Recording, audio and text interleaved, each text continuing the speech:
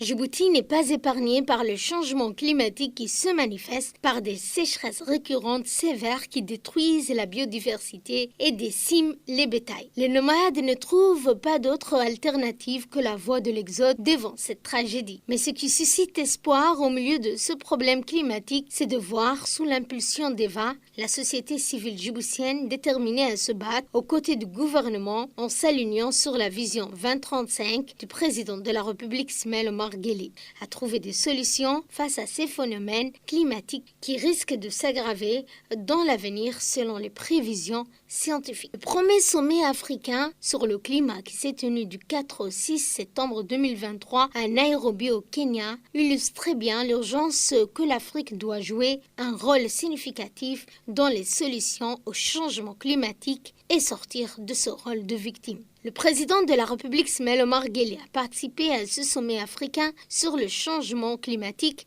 à la tête d'une importante délégation comprenant le ministre de l'Environnement et du Développement durable, M. Mohamed Abdelkader Moussa Helem. Djibouti a réussi à relever beaucoup de défis dans la lutte contre le changement climatique, en particulier dans le domaine de la transition vers des énergies renouvelables. Ce projet des énergies renouvelables s'inscrit dans la vision 2035 de faire de Djibouti le premier pays africain à utiliser 100% les énergies vertes d'ici 2035. Or, la société civile veut jouer un rôle important dans la lutte contre le changement climatique. C'est la raison pour laquelle la 11e édition du tournoi interrégional de l'amitié à Adeilou, organisé par EVA 15 au 19 août, ne se résumait pas aux événements sportifs et socioculturels, mais était aussi riche en activités associatives, de sensibilisation, d'échange de bonnes pratiques sur la protection de l'environnement. Paris Association pour la promotion de l'agro-civilvo,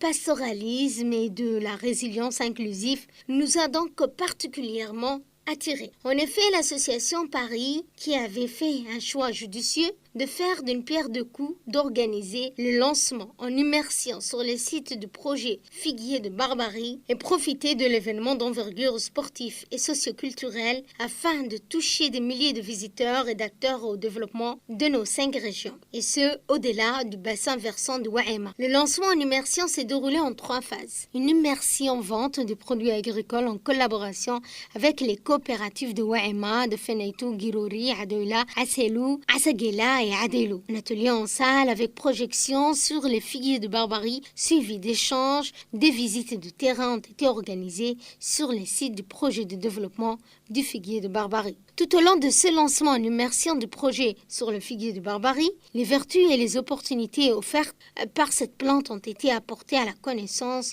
des participants. Dans le domaine environnemental, ce fruit peut également servir d'engrais fertilisant naturel dans les périmètres agricoles. Dans le domaine de la sécurité alimentaire et nutritionnelle, elle est riche en vitamine C et aussi riche en fibres et en eau. Dans le domaine de la cosmétique, elle présente des opportunités entrepreneuriales pour la fabrication de savons, shampoings, lotions hydratantes et même de l'huile. Enfin, dans le domaine de la santé, elle a comme rôle l'hypoglycémiant, c'est-à-dire contribuer à diminuer le diabète et aussi contribuer à diminuer le mauvais cholestérol. Rappelons que le projet d'introduction du figuier de Barbarie porté par l'association Paris est financé par l'Union européenne dans le cadre du programme Participation de la société civile à la gouvernance et au développement local à Djibouti.